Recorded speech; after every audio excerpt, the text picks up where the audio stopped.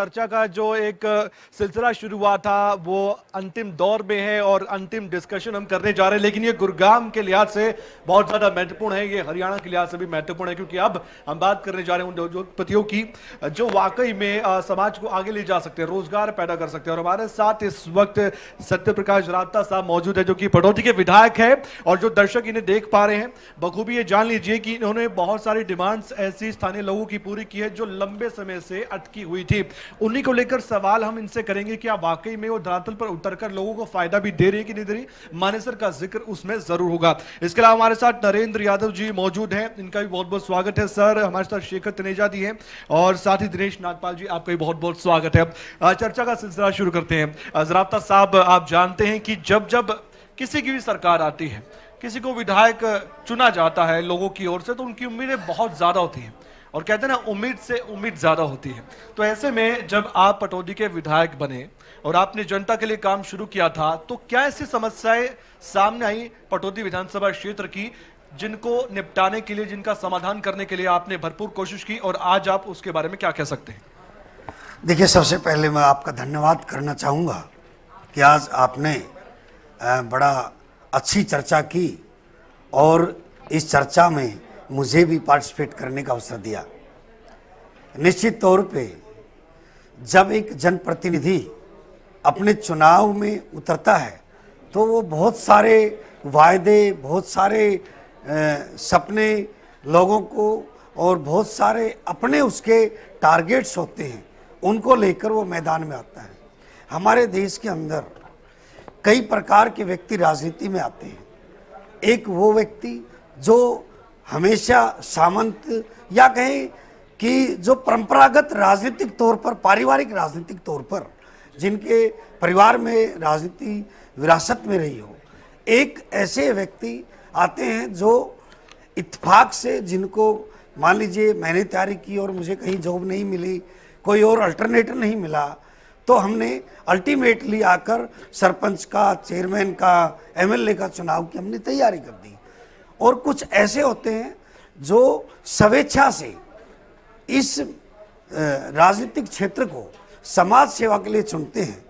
और निश्चित तौर पर मेरा सौभाग्य है कि मैं बैंक के क्षेत्र से आकर और समाज सेवा करते करते राजनीति में कब प्रवेश कर गया मुझे इसका पता ही नहीं चला। और उससे ज़्यादा मुझे खुशी इस बात की रही कि मुझे उस पार्टी का आशीर्वाद मिला जिस पार्टी की मूल भावना ही राष्ट्र सेवा और समाज सेवा है, भारतीय जनता पार्टी।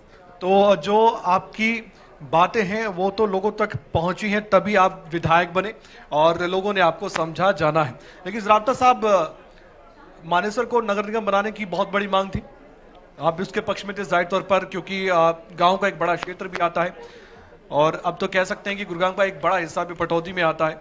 तो ऐसे में गांव के लोगों की ये सोच थी कि सरपंच साहब जब करवा रहे हैं विकास, तो नगर निगम में लाने की जरूरत क्या है? अगर ला भी रहे हैं तो क्या उतना विकास हो पाएगा, उससे ज्यादा हो पाएगा? कैसे आश्वस्त कर रहे हैं आप? मैं मानेसर निगम की बात करूं उससे पहले मैं आपको पूरे विधानसभा के बारे में बताऊं। चुनाव के अंदर जब मैं गया तो मैंने अपने चुनाव से 3 दिन पहले भी एक जनसभा में कहा कि मैं किसी को नौकरी लगाने नहीं आया, मैं किसी के गांव की गली बनाने के लिए नहीं आया, मैं किसी की बदली के लिए राजनीति में नहीं आया। मैंने उसी समय कहा था कि पटौदी के विकास के लिए उसकी भौगोलिक, राजनीतिक, आर्थिक, शैक्षणिक तमाम जो परिस्थितियां हैं उनके बदलाव के लिए मैं राजनीति में आया। और उसमें अंदर आप जो मेरा पहला चरण आप देख सकते हो मानेसर नगर निगम का, क्योंकि मैं मानेसर के अंदर पिछले लंबे समय से रह रहा हूँ, पिछले करीब 10 सालों से। एक एक गांव में लाखों लाखों लोगों की आबादी है। बाहर के बहुत सारे लोगों ने करोड़ों करोड़ों रुपए इन्वेस्ट करके वहाँ अपने फ्लैट लिए हुए हैं। कितने ही माइग्रेट लेबर गाँव के अंदर रह रही है। वहाँ किसी गांव में ना सीवर की व्यवस्था, ना पीने के पानी की व्यवस्था थी, ना रोड थे, ना लाइटें, स्ट्रीट लाइटें। और ये कहें कि गांव के सरपंच काम करना चाहते हैं और उन्होंने बहुत काम किया, लेकिन उनकी एक सीमा है, वो 5 लाख 10 लाख उनका एक दायरा है, उससे आगे बढ़कर नहीं काम हो सकता था। मैंने बहुत सोच विचार कर जब इसका पूरा खाका माननीय मुख्यमंत्री जी के सामने रखा कि मानेसर के ये गांव अगर इनको मिलाकर एक निगम बनाया जाए और एक ये औद्योगिक नगरी है, तो ये बहुत सारे पर्सन आए इधर उधर से भी कि एक ही जिले में दो, एक ही उसके अंदर दो, कैसे हो जाए। बिल्कुल बिल्कुल। तो मानेसर क्योंकि एक इंडस्ट्रियल एरिया है और एक बड़ी संख्या में वहाँ लोग रह रहे हैं, इसलिए ये तय किया गया कि मानेसर को निगम का दर्जा देकर इसको हरियाणा की एक औद्योगिक नगरी और एक नंबर का शहर इसको बनाने का लक्ष्य माननीय मुख्यमंत्री जी ने रखा है। इंडस्ट्री का जिक्र आपने किया तो शेखर तनेजा जी से सवाल भी हम कर लेते हैं इसी इंडस्ट्री को लेकर। उद्योगपति आप हैं, उम्मीदें बहुत ज्यादा आपको होती हैं सरकार से, सरकार सपोर्ट करेगी आपको तभी तो आगे बढ़ पाएंगे। और फिर रोजगार की बात होती है, बेरोजगारी को दूर करने का एक जरिया यही है कि अब जब आप जैसे लोग आगे आएंगे और आप अपना दायरा बढ़ाएंगे तो रोजगार भी पैदा होंगे। तो वाकई में ऐसी उम्मीद आपको जो थी वो पूरी हो पाई है गठबंधन सरकार में, या ज़राफ्ता साहब कह रहे हैं कि हमने बहुत काम किए हैं, क्या आपको लगता है वाकई में ऐसे किए जिसका फायदा आप जैसे उद्योगपतियों को भी मिले? हाँ बिल्कुल, ज़राफ्ता साहब का वर्किंग मैं देख भी रहा हूँ इनके कुछ, क्योंकि मानेसर में हम लोगों का भी आना जाना रहता है। तो एक तो ज़राफ्ता साहब की जो बड़ी हार्ड वर्किंग है, दूसरा इनके यहाँ पे कोई भी अगर हम कंप्लेंट्स या कुछ भी रिक्वेस्ट लेके जाते हैं तो उस पर जो एक्शंस हैं वो बहुत फास्ट होते हैं। बट स्टिल क्या है कि अभी धनखड़ साहब कह रहे थे कि ये दिल मांगे मोर, तो ऐसे इंडस्ट्रियलिस्ट का भी ऐसे ही होता है कि अब हम लोग क्या चाहते हैं, हम चाहते हैं कि जैसे सपोज करो चाइना आज की डेट में मैन्युफैक्चरिंग हब है और इंडिया को एक चांस मिला है आगे आने के लिए, उस चांस के अंदर अगर सरकार का और इंडस्ट्रियलिस्ट का एक अच्छा टाई अप हो जाए, तो ऐसी कोई पॉलिसी बन जाए तो हम आज की डेट में आने वाले टाइम में इंडिया मैन्युफैक्चरिंग में भी बहुत बड़ा हब बन सकता है। अभी मैं एक जस्ट सिंपल एक एग्जांपल दूंगा आपको। आज हम कुछ भी बाइंग करते हैं 80% 90% बाइंग हमारी इंपोर्ट है, उसी के कारण से हमारे रुपए की वैल्यू डाउन होती जा रही है, डॉलर्स की वैल्यू बढ़ती जा रही है। आज हमारे इंडस्ट्रियलिस्ट के बच्चे क्या कहते हैं कि हमें बाहर फॉरेन में काम करना है, क्यों? क्योंकि उनको डॉलर्स में अर्निंग आ रही है। तो अभी हमें कुछ ऐसा करना चाहिए कि सरकार की तरफ से और ज़राफ्ता साहब की तरफ से भी मैं ये रिक्वेस्ट करूँगा कि सरकार की तरफ हमारा पक्ष रखें कि इंडस्ट्री को चलाने के लिए 3-4 मेन पॉइंट्स होते हैं। लैंड है, इलेक्ट्रिसिटी है, रॉ मटेरियल है एंड लेबर है। हम लोग इंडियंस किसी भी काम को करने में बहुत सक्षम हैं। मैं एक एग्जांपल दूंगा कि अब से कुछ साल पहले हम लोग जाते थे, थाईलैंड जाते थे, कहीं जाते थे, टीवी लेके आते थे। आज की डेट में उल्टा हो गया है, वो लोग जितने का टीवी नहीं बना पा रहे, इंडिया में वो टीवी बन के बिक रहा है। अगर हम कार के अंदर मैन्युफैक्चरिंग आई, स्कूटर में, टू व्हीलर में मैन्युफैक्चरिंग आई, तो आज हम वर्ल्ड लीडर काउंट हो सकते हैं। हीरो होंडा ने इतना बड़ा नाम बनाया, इतना बड़ा वो किया, मारुति ने नाम बनाया। तो ऐसे जो इकोनॉमिकल अच्छी क्वालिटी के प्रोडक्ट हैं, इंडिया के प्रोडक्ट की वैल्यू भी अच्छी है मार्केट के अंदर अगर हम फॉरेन में जाते हैं। अभी कुछ रॉ मटेरियल्स में हम लोगों को दिक्कत आती है। अभी हम लोगों की जो छोटे स्मॉल स्केल मैन्युफैक्चरर्स हैं उनको अभी भी चाइना और यूएसए कंट्रोल कर रहा है in terms of raw material. अगर वो रॉ मटेरियल के प्राइस बढ़ा देगा तो हमारी इंडस्ट्री नहीं चल पाएगी। अगर लैंड के रेट बढ़ जाएंगे तो हमारी इंडस्ट्री नहीं बन पाएगी। अभी क्या होता है कि इस इलेक्ट्रिसिटी है, इलेक्ट्रिसिटी अभी आज देखें हम कट चल रहा है, अगर वो रेगुलर मिलेगी तो हमारी जो कॉस्ट है वो इकोनॉमिकल रहेगी। तो बहुत सारे पॉइंट्स हैं और जो इंडस्ट्रियल पॉलिसी बनती है, अभी भी पॉलिसी बनी है 1 साल पहले, उसमें बहुत अच्छा हुआ है। अभी और अच्छा होगा तो हम लोग काफ़ी अच्छा इंपोर्ट को कट करना चाहते हैं और एक्सपोर्ट में आना चाहते हैं। This is the best chance. ठीक है दिनेश जी, लैंड को लेकर बात हो रही है और गुरुग्राम का जो ज़मीन का छोटा सा टुकड़ा भी है वो आप जानते हैं उसकी कीमत क्या है। आपकी उम्मीदें क्या थी और क्या अब तक हुआ है और आगे भी क्या उम्मीदें हैं? ज़राफ्ता साहब तो बड़ा विजन दिखा रहे हैं, यकीन कर पा रहे हैं? ज़राफ्ता साहब बिल्कुल ठीक विजन दिखा रहे हैं। गुड़गांव का भविष्य बहुत अच्छा है और जो गुड़गांव में जो रेट्स चल रहे हैं जिसकी ओर आपका इशारा है तो काफ़ी अच्छे चल रहे हैं और अभी आने वाला टाइम और भी अच्छा है, रेट्स और भी काफ़ी बढ़ेंगे क्योंकि गुड़गांव का इंफ्रास्ट्रक्चर पिछले 7 सालों में जितना अच्छा हुआ है उसकी एक बहुत बड़ा रीज़न है जिससे गुड़गांव में प्रॉपर्टीज अब अच्छी चल रही है। और नरेंद्र जी से भी मेरा सवाल, आप सहमत हैं दिनेश जी की बातों से? जी, अभी जो दिनेश जी ने कहा कि बाज़ार आज बहुत पॉजिटिव है, इसका बहुत बड़ा रीज़न पिछले 7 साल कहें या सरकार का जो सहयोग गुड़गांव को मिला डेवलपमेंट को लेके, ये एक बहुत बड़ी सरकार की मैं कहूँगा अचीवमेंट है। गुड़गांव के लिए बहुत बड़ा ये जो सरकार ने इंफ्रास्ट्रक्चर दिया है। कुछ समय पहले आपको याद होगा हर जगह, चाहे वो हीरो होंडा चौक हो, इफ्को चौक हो, हर जगह जाम की एक समस्या हो गई बड़ा थी। मुद्दा जरावता साहब जो आज माननीय सर को बहुत बड़ा इंडस्ट्रियल हब बनाने की बात करते हैं, माननीय सर पहुंचना ही बहुत मुश्किल काम हो गया था। इंडस्ट्रियलिस्ट ने माननीय सर जाना बंद कर दिया था। तो सरकार ने बहुत बड़ा काम जो किया, इंफ्रास्ट्रक्चर को लेकर जो किया, पूरा बाजार इसको बड़ा पॉजिटिव देखता है। हमारे यहाँ पे जितने भी बायर आते हैं वो सब दिल्ली से आते हैं, मैक्सिमम बायर दिल्ली से, यूज़र और बायर दिल्ली से आता है। आज कहीं ना कहीं गुड़गांव दिल्ली से भी बेटर पोजीशन में नज़र आता है। और आज इसके लिए मैं आपके इस चैनल के माध्यम से सरकार को और गुड़गांव के एक एक रेजिडेंट को कहना चाहता हूँ, आज सरकार, अधिकारी, सब लोग मिलके गुड़गांव को स्मार्ट सिटी बनाने के लिए एक एक व्यक्ति अपना सहयोग करे। आज कहीं ना कहीं गुड़गांव की जो एक इमेज जब न्यूज़पेपर में पढ़ते हैं, देखते हैं कि जो NCR के जितने पोल्यूटेड सिटीज़ हैं उसमें गुड़गांव भी एक है। तो मुझे लगता है कि हमारे पूरे गुड़गांव के एक एक रेजिडेंट को आज सरकार के अधिकारियों के साथ मिल के और एक ये प्रण करना चाहिए कि आने वाले कुछ समय के अंदर गुड़गांव स्मार्ट सिटी होगा और गुड़गांव पूरी तरह पॉल्यूशन फ्री सिटी होगा। ज़राफ्ता साहब, ग्रामीण अंचल के लोगों की बात करें तो दोनों तरह के लोग होते हैं, चाहते हैं कि विकास भी हो, इंडस्ट्री भी आए। कुछ लोग ऐसे भी होते हैं कि नहीं नहीं, हमें इंडस्ट्री नहीं चाहिए, हमें गांव का ही माहौल चाहिए, हमें सरपंच चाहिए, हम तो इसमें ही खुश हैं। इस तरह का विरोध आपके सामने भी कभी आता है? और आता है तो जो इंडस्ट्री लगवाने वाले लोग हैं, मान लीजिए अब दिनेश जी जैसे भी हैं या तनेजा साहब जैसे ही लोग हैं, वो तो चाहते हैं ना कि गांव को ही फायदा होगा ना, इंडस्ट्री लगाएंगे। अब उनको आपका कितना सपोर्ट मिल पाता है, आप कितना सपोर्ट दे पाते हैं, कैसे लोगों को समझा सकते हैं, कैसे सब कुछ आप प्लानिंग बनाते हैं, सामंजस्य कैसे बिठा पाते हैं? देखिए, दो चीज़ है। माननीय मुख्यमंत्री मनोहर लाल जी ने इंडस्ट्री की समस्याओं को देखते हुए, ज़मीन के बढ़ते हुए रेट को देखते हुए एक स्कीम लाए हैं पद्मा।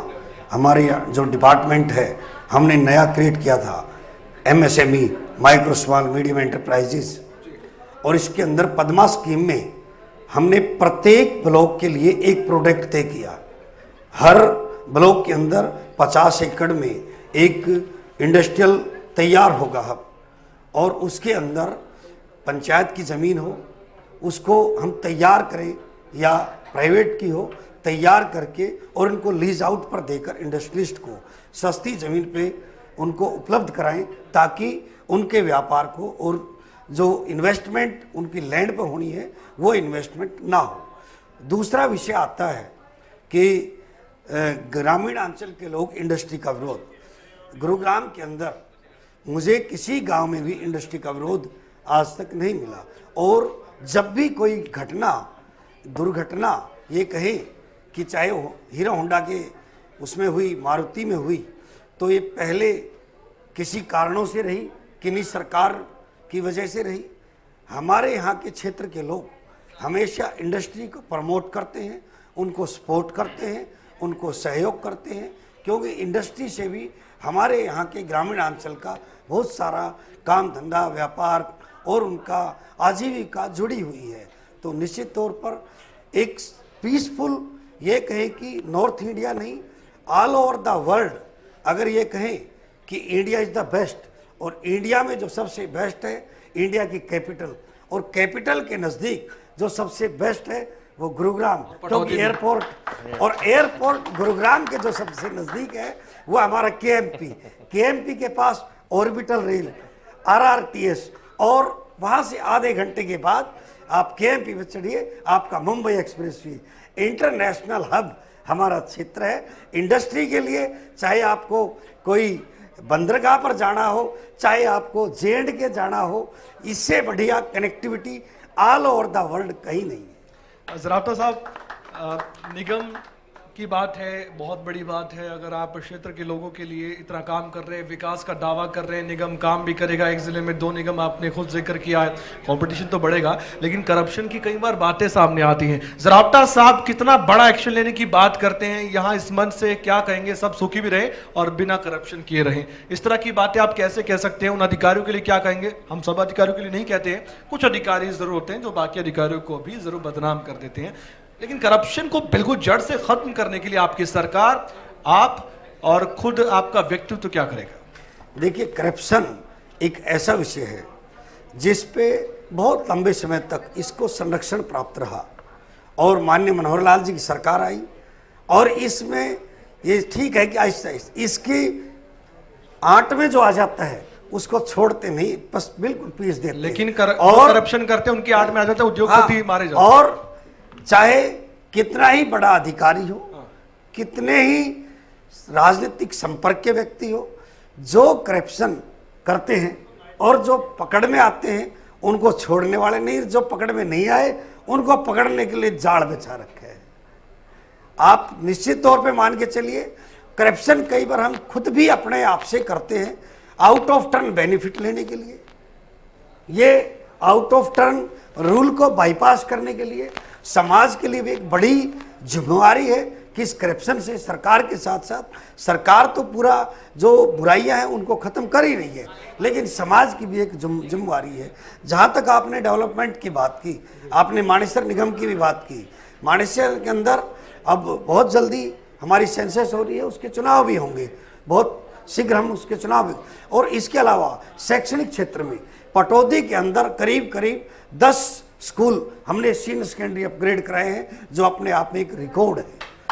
पटौदी के अंदर नया कॉलेज, क्योंकि शैक्षणिक तौर पर हम पटौदी को एक बेहतरीन एक तक्षशिला के तौर पर डेवलप करना चाहते हैं, क्योंकि जो हमारे यहाँ इंडस्ट्री है, जो बड़े बड़े यहाँ पर कारखाने हैं और यहाँ बड़े बड़े कोचिंग सेंटर गवर्नमेंट जॉब्स के लिए हैं, उनका बेनिफिट हमारे यहाँ के आने वाली जनरेशन को मिले, इस पर हम काम कर रहे हैं। और जो मेन जो फोकस हमारी इंडस्ट्री को भी आज, क्योंकि आईएमटी के अंदर तो पानी HSIDC के माध्यम से आ गया, लेकिन जो इनके लेबर हैं, इनके माइग्रेट जो इनके बाहर से आए हुए लेबर हैं, जो गांव में रह रहे हैं, उनके लिए जो सेक्टरों में रह रहे हैं, वहाँ पर पानी की बड़ी समस्या थी ड्रिंकिंग वाटर के लिए। तो हमने उन गांव के लिए भी 18 गांव के लिए GMDA से पानी लेकर और हम अपने मानेसर तक हम ले आए हैं। पूरी योजना उसकी तैयार हो गई है। और हमारे फर्रुखनगर के 33 गांव में जहां सदियों से खारा पानी था, उसको माननीय मुख्यमंत्री जी के आशीर्वाद से 66 करोड़ रुपए खर्च करके और उस पर कैनल बेस हम पानी वहां पर ले आए। और ये जो काम मैं आपको गिनवा रहा हूं, ये मैं चुनाव में मैंने खुद के अपने वायदे थे, मैंने जनता से नहीं सभी पूरे हो गए वादे, सभी वादे पूरे। जरा धीरे धीरे गाड़ी हाको मेरे राम गाड़ी वाले। ठीक है, मैं क्योंकि मेरे पास समय की कमी है, अब छोटा छोटा मैं जवाब लूंगा सभी मेहमानों से। मैं एक सवाल में 2 सवाल रखूंगा। एक तो आपकी सरकार से डिमांड क्या है तनेजा साहब, क्या सरकार को आपके लिए करना चाहिए, बाकी उद्योग जो बाकी इंडस्ट्रीज है उनके लिए करना चाहिए, ताकि वो भी ग्रो करे और प्रदेश भी करे, देश भी करे और रोजगार भी पैदा हो। दूसरी बात, कोरोना काल का संकट आपको याद होगा, शायद कई उद्योगपति तो डर भी जाते हैं कि दोबारा ऐसा ना हो जाए हमारे साथ, कहीं चौथी लहर ना आ जाए और दोबारा कोरोना का संकट आता है तो सीधा इंडस्ट्री पर बड़ी चोट लगती है। उसको लेकर आप क्या कहेंगे?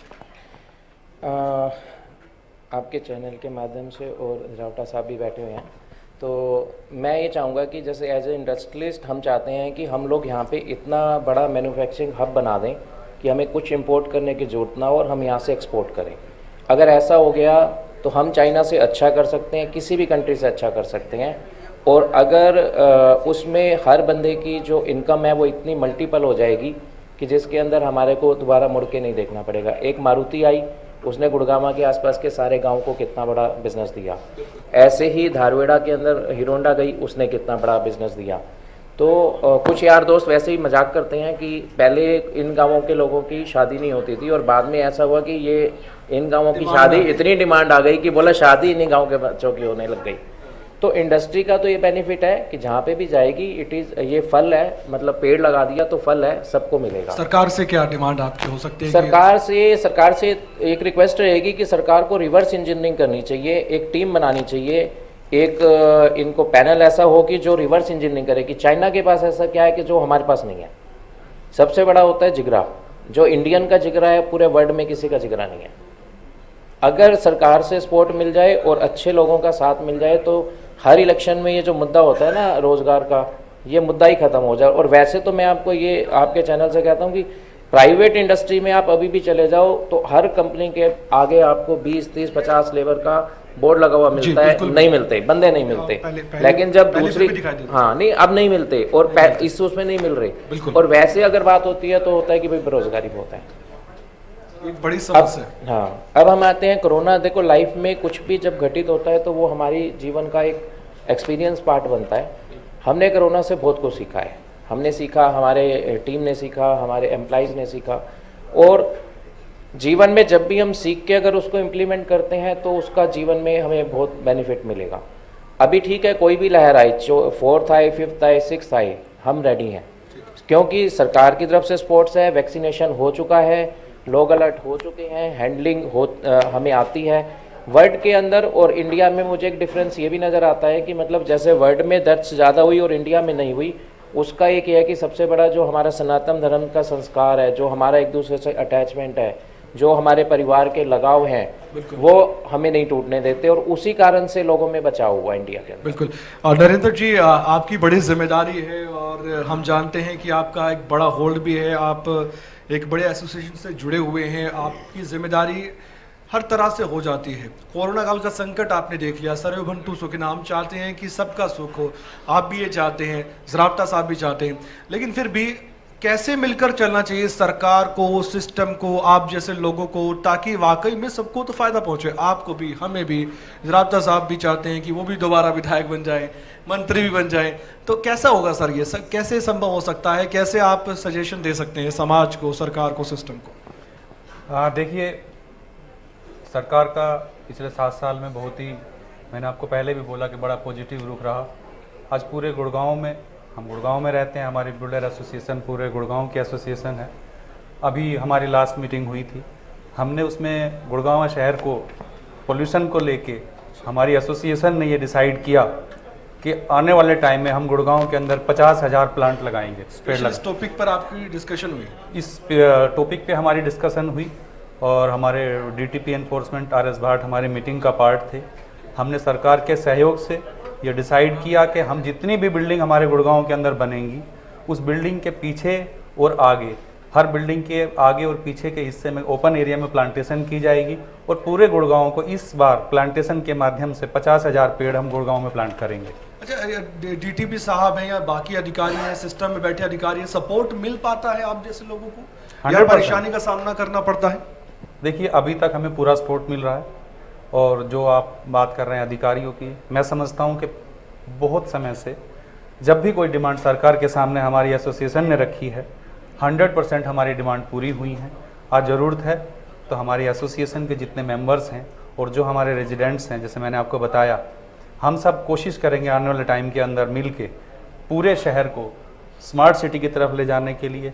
उसके लिए इंफ्रास्ट्रक्चर सरकार देगी, हम अपने लेवल पे उस पर काम करेंगे। मैं आपको बता दूं, अभी पिछले ज़राफ्ता साहब बैठे हैं, पिछले 3 महीने पहले जो अभी आपने इस पूरी मीटिंग में सर्वे भवन्तु सुखिनः का जो नारा दिया, जो इसका स्लोगन रखा, हमने माननीय मुख्यमंत्री जी से हमने डिमांड की थी, ज़राफ्ता साहब आप भी ध्यान रखिएगा, आपकी डिस्कशन होती है, कि आप गुड़गांव के अंदर कोरोना में आपने सबने देखा कि क्या सिचुएशन आई थी। हमने सरकार से, मुख्यमंत्री जी से डिमांड की थी कि आप हमें एक हॉस्पिटल की साइट दीजिए। हम पूरी एसोसिएशन के मेंबर्स की तरफ से, गुड़गांव में अभी तक कोई है नहीं इस तरह का, जैसे दिल्ली के अंदर अग्रसेन चैरिटेबल हॉस्पिटल चलता है, संस्था चलाती है, हम अपनी एसोसिएशन के माध्यम से अपने एसोसिएशन के लोगों के द्वारा एक चैरिटेबल हॉस्पिटल बनाएंगे। जगह आप दीजिए और वो अपने आप चलेगा। गुड़गांव को एक बड़ी चीज़ मिलेगी हमारी एसोसिएशन के माध्यम से। ये बहुत बड़ा इनिशिएटिव होगा आपकी तरफ से, लेकिन मैं इसका जवाब लूँगा ज़राफ्ता साहब से अंत में। लेकिन दिनेश जी, आपको बहुत सारी आस सरकार से जाहिर तौर पर होगी, आप भी क्या कहना चाहेंगे गुरुग्राम को लेकर और खुद गुरुग्राम के लोगों को लेकर? कैसे गुरुग्राम और आगे तेज प्रगति से बढ़ जाएगा और कब ऐसा समय आएगा कि वाकई में सब सुखी रहेंगे? गुड़गांव जब से सरकार आई है, गुड़गांव के निवासी, गुड़गांव के लोग काफ़ी सुखी हैं और भ्रष्टाचार मुक्त यहाँ पे काम चल रहा है। सरकारी अधिकारी हमें पूरा सहयोग भी देते हैं, हर तरीके से सहयोग देते हैं, और सरकार से हमने आज तक कोई भी डिमांड की है तो वो हमारी से पूरी डिमांड्स कंप्लीट हुई हैं आज तक। ज़राफ्ता साहब, अंतिम सवाल है और सवाल नरेंद्र जी का था और चैरिटेबल हॉस्पिटल को लेकर है। सब संसाधन वो जुटा लेंगे, बस ज़मीन प्रोवाइड करवाई जाए। क्या इस तरह की बातों को, इस तरह के डिमांड्स को, है गुरुग्राम के लोगों की जो भी मांग है उसको मुख्यमंत्री के सामने बखूबी आप रखते हैं, सदन में भी मुद्दे उठाते होंगे? सबसे पहले तो मैं आपको एक बात और शेयर करना चाहूँगा जी सर। इसी संदर्भ में कि माननीय भूपेंद्र यादव जी केंद्र में मंत्री हैं, हमारे इसी क्षेत्र के हैं, और माननीय मुख्यमंत्री जी ने अभी मानेसर में 500 बेड का ESI का हॉस्पिटल का शिलान्यास किया है। और अभी पिछले बजट सत्र में मेरा भी प्रश्न था कि गुरुग्राम के अंदर जिस तरह से प्राइवेट हॉस्पिटल का पूरा बोलबाला है, आम आदमी को पूरा उपचार प्रॉपर नहीं मिल रहा, मैंने खुद ये बात उठाई थी। और इसलिए जल्दी से जल्दी हमारा प्रयास है कि सरकारी हॉस्पिटल भी तैयार होवे और अच्छा। और जहाँ तक इन्होंने बात की है ज़मीन की, अगर गुरुग्राम नहीं है तो हमारे आप दीजिए प्रपोजल, उस पर हम विचार करेंगे, अपनी बैठक में विचार करेंगे, गांव के लोगों से विचार करेंगे। आश्वासन देते हैं कि बिल्कुल देखिए, जो भी समाज के लिए काम करेगा, अल्टीमेटली सब कुछ समाज का है। आप और हम समाज के लिए हैं, ये भी समाज के लिए कर रहे हैं, आप भी समाज के लिए कर रहे हैं, हम भी समाज के लिए हैं, और जमीन भी समाज की है। समाज के लिए जब सब काम करते हैं तो मिलजुल कर काम करेंगे और इस कड़ी में आगे बढ़ेंगे। शेखर जी जैसे उद्योगपति है, उनके लिए क्या आश्वासन? मैंने भिड़ते ही कहा कि पद्मा जैसी योजना, ताकि इनको लैंड का इन्वेस्टमेंट ना करना पड़े, प्रत्येक ब्लॉक के अंदर हम उसको लॉन्च किया हमने अभी, और उस पर हम आगे बढ़ रहे हैं। और इनको विश्वास दिलाता हूँ, और मैंने कई बार ये बात उठाई भी है कि गुरुग्राम के अंदर जितने पैसे में एक प्लॉट लिया जाता है, आसपास के दूसरे क्षेत्र में प्रोडक्शन तैयार हो जाता है।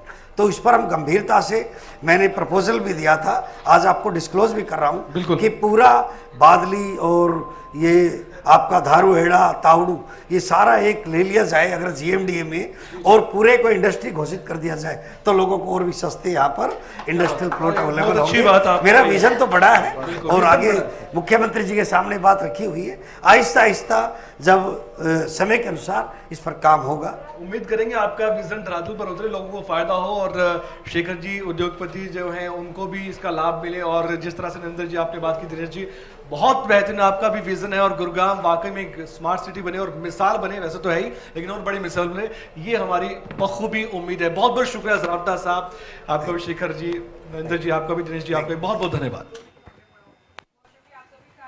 चर्चा, एक सार्थक चर्चा हमने की है, सभी का बहुत शुक्रिया। और ज़राफ्ता जी, आपसे रिक्वेस्ट है सर, आप मंच पर बने रहेंगे। MMDU VC हरीश शर्मा जी को मैं बुलाऊंगी सर, एक स्मृति चिन्ह देकर, शॉल भेंट कर सम्मानित करेंगे ज़राफ्ता जी को। जी, तो चलिए, बहुत शुक्रिया आप सभी का सर, आप आए, आपने वक्त निकाला, इस चर्चा में आप सहभागी बने। अब वोट ऑफ थैंक्स के लिए मैं बुलाना चाहूंगी हरीश शर्मा जी को।